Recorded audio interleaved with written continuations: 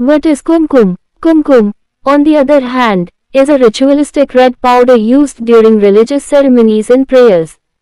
Unlike sindoor, kumkum is not restricted to married women, men, women, children, and is even offered to idols of gods.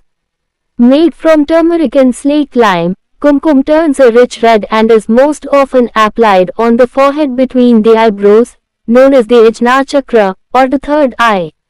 This area is believed to enhance concentration and spiritual awareness. Kumkum is also used to mark holy items, offer respect to elders, and as decorative art during festivals. Main differences between sindoor and kumkum. Feature sindoor kumkum. Purpose sign of marriage, religious and spiritual use. Who uses it? Married Hindu women only. Men, women, married, unmarried, deities.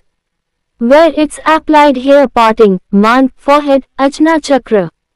Ingredients: cinnabar, turmeric, lime, sometimes lead turmeric and slate lime. Symbolism: marital status, longevity of husband, devotion, respect, third eye activation. Where each should be used. Sindoor is strictly reserved for married women and is applied daily or during festivals like Karwa Chauth, Teej, and Sindoor Khela, on the last day of Durga Puja. Applying sindoor after marriage is considered auspicious and a sign of commitment. Kumkum has broader ceremonial usage. It's used for performing tilak, during pujas, and even to welcome guests. It may also be mixed with water to decorate hands or feet in artistic patterns during weddings or temple rituals.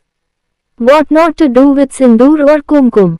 Despite their similar appearance, interchanging sindoor and kumkum is culturally inappropriate and sometimes considered offensive in traditional circles.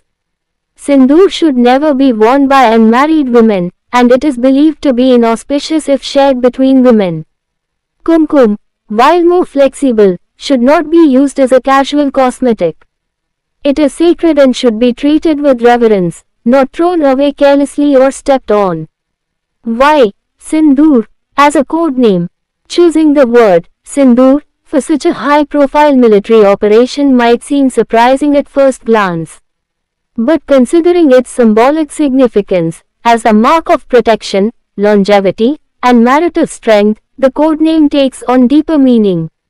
In many ways, the Indian strike was a symbolic assertion of protecting the sanctity of the nation, much like sindoor protects the sacred bond of marriage in Hindu belief.